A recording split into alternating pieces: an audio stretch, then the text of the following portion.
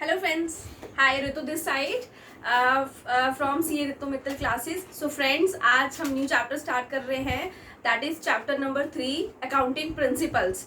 So accounting principles में हम लोग ये अंडरस्टैंड करेंगे कि हमारे कुछ ऐसे प्रिंसिपल्स होते हैं बिजनेस के अंदर जो एवरी एंटिटी को मान के चलने पड़ते हैं. सो सबसे पहले मैं आज की क्लास में फर्स्ट कॉन्सेप्ट कवर करूंगी that is going concern concept. Fine friends, so सबसे पहले मैं आपको ये बताती हूँ कि हमारे क्या होते हैं ना, अकाउंट्स के अंदर कुछ अकाउंटिंग स्टैंडर्ड्स होते हैं. क्या होते हैं? अकाउंटिंग स्टैंडर्ड्स होते हैं AS1. जो AS1 है अकाउंटिंग स्टैंडर्ड. सो फ्रेंड्स, मैंने आपको in the very beginning of classes ये बताया था, जैसे I am a chartered accountant, मैं CA हूँ. ठीक है, तो CA हमेशा एक इंस्टीट्यूट के द्वारा आप करते हो, institute of chartered accountant of India. So ICAI ने कुछ अकाउंटिंग स्टैंडर्ड्स को रिलीज किया है. सो उसी AS में से first accounting standard 1 guys 3 points, 3 concepts बताता है, 3 एजम्पशंस बताता है कि जो बिजनेस में ऑलवेज आपको मान के चलनी पड़ती है. तो number 1 is going concern concept. So आज हम फर्स्ट पढ़ेंगे गोइंग कंसर्न कॉन्सेप्ट. सो अब आप पूछेंगे ma'am what is going concern, तो हम वन बाय वन वर्ड से समझते हैं. देखो, सबसे पहले मैंने यहाँ पे चैप्टर का नाम लिखा है अकाउंटिंग प्रिंसिपल्स, हमारा चैप्टर है, दैट इज चैप्टर नंबर 3. मैं यहाँ पे लिख देती हूँ चैप्टर नंबर 3. फ्रेंड्स, हम लोग पढ़ रहे हैं. सो हम लोग सबसे पहले हम क्या अंडरस्टैंड करेंगे, व्हाट इज अकाउंटिंग कॉन्सेप्ट्स और एजम्पशंस. अकाउंटिंग कॉन्सेप्ट्स हमारी क्या क्या होती हैं.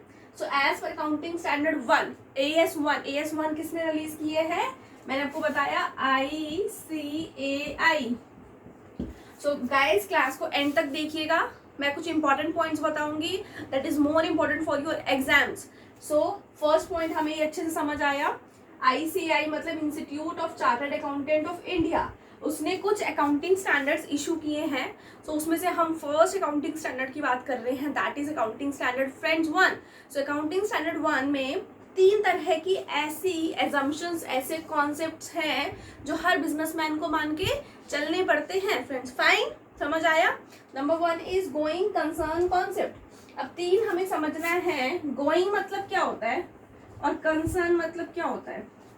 गोइंग मतलब चलते रहना ना, गोइंग मतलब चलते रहना. कंसर्न मतलब बिजनेस, और कॉन्सेप्ट मतलब ये हमें बताता है. तो गोइंग मतलब क्या, हिंदी में भी लिखती हूँ चलते रहना, और कंसर्न मतलब क्या, बिजनेस.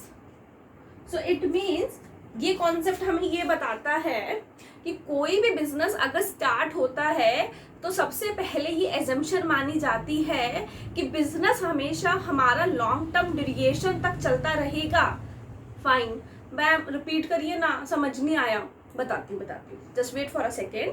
देखिए, मैंने क्या बोला आपको कि कोई भी अगर बिजनेस है, जैसे सपोज मैंने गारमेंट्स की शॉप खोली, ठीक है, या फिर बड़े लेवल पे, मैं आपको अच्छे अच्छे लेवल के एग्जांपल्स दूंगी फ्रेंड्स, जो मैंने अपनी लाइफ लॉन्ग लर्निंग में चीज़ें सीखी हैं अपने CA में.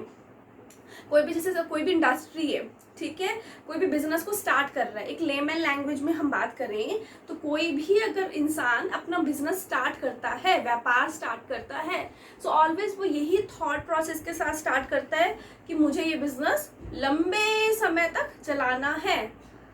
मैम, समझ आ रहा है? मतलब आपने ये बोला ना कि मतलब ये है कि अगर आपने गारमेंट की शॉप स्टार्ट करी, तो मैं अगर कोई भी बिजनेस स्टार्ट करूंगी, क्या आप कोई भी बिजनेस स्टार्ट करेंगे या आपके पेरेंट्स कोई भी बिजनेस स्टार्ट करेंगे, सो दे ऑलवेज थॉट दैट कि हम लोग इस बिजनेस को लंबे समय तक चलाएंगे. मैम, सही कह रहे हो, बिल्कुल सही कह रहे हो. लंबे समय तक चलाने के लिए तो हम बिजनेस चलाते हैं. ऐसे थोड़ी ना हम सोचते हैं कि आज मैंने बिजनेस स्टार्ट किया, मतलब ये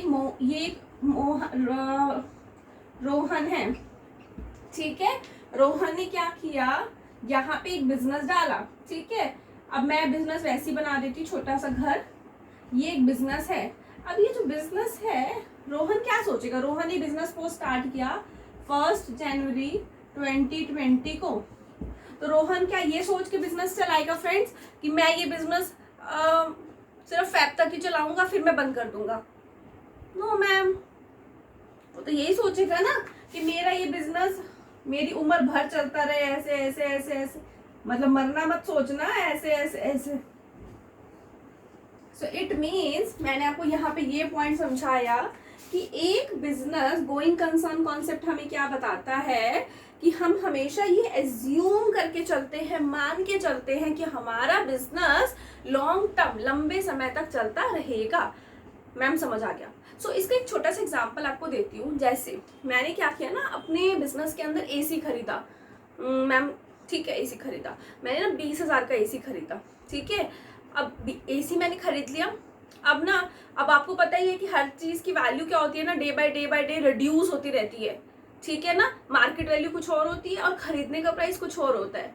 you are well versed with your mobile phone. जैसे हम एक मोबाइल फ़ोन खरीद के लाते हैं, सपोज आज मैंने एक मोबाइल फ़ोन खरीदा 22,000 रुपीज़ का, ठीक है। 22,000 रुपये का मैंने एक मोबाइल खरीदा और कुछ दिनों के बाद उसका वैल्यू ऑटोमेटिकली क्या हो जाएगा, कम हो जाएगा ना। बट मैं क्या मान के चलूंगी कि मेरे मोबाइल का कॉस्ट 22,000 है ना। सिमिलरली बिजनेस के अंदर भी क्या होता है ना फ्रेंड्स, जब हम कुछ चीज़ खरीदते हैं ना तो हम उसकी कॉस्ट देखते हैं। जैसे मैंने एक एसी खरीदा 25,000 रुपये का, 25,000 का नॉर्मल सा एसी अपनी शॉप के लिए खरीदा, ठीक है। मैंने क्या बोला, इसे मैं रब कर रही हूँ, ये रोहन वाला जो मैंने एग्जाम्पल बनाया अभी, सिंपल कुछ नहीं लिखा था, रोहन बनाया उसका बिजनेस और लॉन्ग टर्म डिविएशन तक चलता रहेगा, ठीक है। चलो रब नहीं करती, आप अभी नोट करेंगे, यहीं पे लिख देती हूँ। मैंने क्या पॉइंट बोला आपको, हम क्या पॉइंट डिस्कस कर रहे थे फ्रेंड्स, कि मैं आपको ये बोल रही थी कि बिजनेस जो है वो लंबे समय तक चलता है। हाँ, इसी का एग्जांपल आपसे ले रही थी। तो जैसे मैंने बोला एक एसी है ना, एक एसी की ना मैंने खरीदा कितने में, सपोज 25,000 में, और उसके ना 2 महीने बाद आफ्टर 2 मंथ्स उसकी वैल्यू सपोज हो गई 18,000, ठीक है। तो आप मेरे को ये बताओ कि आप बुक्स में क्या दिखाओगे। मैम बताओ क्या दिखाओगे, हम 25,000 की एसी दिखाएंगे या 18,000 की। जो 25,000 बोलेगा वो हैंड रेस करो, मुझे दिख रहा है कितने लोगों ने हैंड रेस की है। सो फ्रेंड्स, आपको ऑलवेज एक बात हमेशा याद रखनी है बच्चों कि ना, हमेशा जब भी हम कोई भी एसेट बिजनेस के अंदर खरीदते हैं ना, तो हम हमेशा उसको उसकी किस पे दिखाते हैं, बोलो कॉस्ट वैल्यू पे। किस पे दिखाते हैं, कॉस्ट पे। मार्केट वैल्यू पे हम उसे कभी भी नहीं दिखाते, मार्केट वैल्यू है ये इसकी, है ना। अब आप पूछोगे मैम क्यों, अगर मार्केट वैल्यू 18,000 है तो हम 18,000 में क्यों नहीं दिखाएंगे। देखो मैंने आपको क्या समझाया, going concern concept. Going concern हमें क्या बोलता है कि हम हमेशा क्या मान के चलते हैं कि हमारा business always long term time तक चलता रहेगा। फाइन, इट मीन्स ये एसेट भी हम क्या मानेंगे, हमारी लंबे समय तक चलती रहेगी। तो मार्केट वैल्यू हम कब दिखाएंगे, जब हमें बेचने की इच्छा हो। हमें बेचना है, नो मैम, जब हमें बेचना ही नहीं है तो हम उसे किस पे दिखाएंगे, जितने पे हमने खरीदा है। फाइन, होपफुली आपको समझ आया होगा। सो हम डिस्कस करते हैं what is going concern concept. It is assume that business will continue to exist for a long period in the future. It means मैंने ये लिखा है कि बिजनेस लंबे समय तक फ्यूचर में चलता रहेगा। Transactions are recorded on this basis. किस बेसिस पे हम ट्रांजेक्शन को नोट करेंगे, किसी भी चीज को, कि business will remain for ever, कि बिजनेस हमारा ऑलवेज रहेगा। मतलब पर्सन विल डाई, पर्सन अगर मर जाता है, लेकिन हम ये मानेंगे बिजनेस कभी नहीं मरेगा जब तक हम उसे शट डाउन नहीं करेंगे।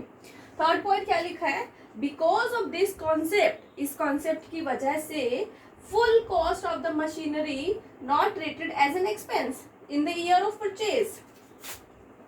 इट मीन्स कि हमने सपोज कोई भी एसेट खरीदी है, मतलब जैसे मैंने बोला एसी, यस मैम, कितने का खरीदा था, 25,000 रुपये का।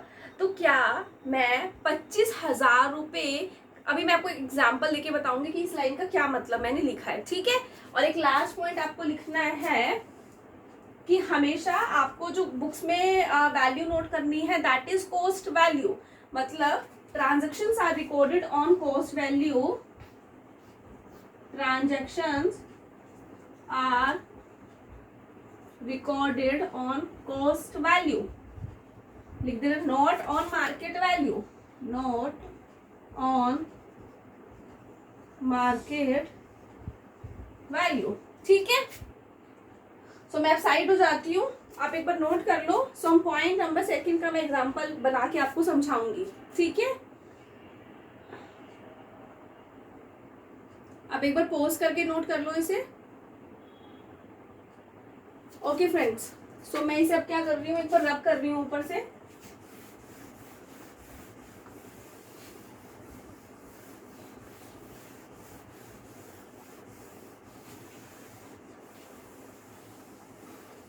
यहाँ पे मैं बना देती हूँ। देखो जैसे क्या होता है ना, एक आपको एक पॉइंट समझाती हूँ। अभी हम इस चैप्टर को पढ़ेंगे, एक पॉइंट बता रही हूँ, डेप्रिसिएशन। ब्लैक मार्कर ले लेती हूँ। हम ले रहे हैं डेप्रिसिएशन। आप बोलेंगे मैम डेप्रिसिएशन क्या होता है? डेप्रिसिएशन का मतलब होता है हिंदी में घिसावट, वैल्यू कम होना, मतलब वैल्यू कम होना। इट मीन्स जैसे हमने एक एसी खरीदा जिसकी कॉस्ट कितनी थी फ्रेंड्स, 25,000, है ना। बट आप बोलोगे ना मैम इसमें क्या होता है, हम लोग मेंटेनेंस करवाते हैं हर ईयर, इसकी वैल्यू तो क्या होती है, कम होती रहती है ना। तो वही मैंने बोला कि हम इस पे क्या करेंगे, डेप्रिसिएशन चार्ज करेंगे। अब डेप्रिसिएशन निकालने के ना बहुत सारे मेथड्स होते हैं, जैसे स्ट्रेट लाइन मेथड, जैसे WDV मेथड। ये मैं आपको सब समझाऊंगी, ये सिर्फ मैं आपको एग्जांपल के लिए अभी इसीलिए बता रही हूँ कि आपको समझ आ सके। तो मैंने इस पॉइंट में लिखा कि because of this concept full cost of the machinery not treated as an expense. मतलब जो 25,000 रुपए का मैंने एसी खरीदा, इसको मैं पूरा का पूरा इस साल में खर्चा कैसे मान लूं, क्योंकि इसका यूज क्या होगा और सालों में भी होगा ना। तो हम इस साल में क्या निकालेंगे, इसका डेप्रिसिएशन, और उस डेप्रिसिएशन को हम अपनी बुक्स के अंदर शो करेंगे, शोन इन दी बुक्स। ठीक है फ्रेंड्स, ये पॉइंट क्लियर हो गया आपको। सो गाइस, ये हमारी मोस्ट इंपॉर्टेंट बात थी जो मैंने आपको लास्ट में समझाई। So friends, thank you so much for listen me. अगर आपको मेरी क्लासेस पसंद आ रही है गाइस, प्लीज प्लीज चैनल को सब्सक्राइब करना, वीडियोस को लाइक करना, और अगर कोई भी प्रॉब्लम आप फेस करते हो तो कमेंट बॉक्स में राइट करना। Thank you so much.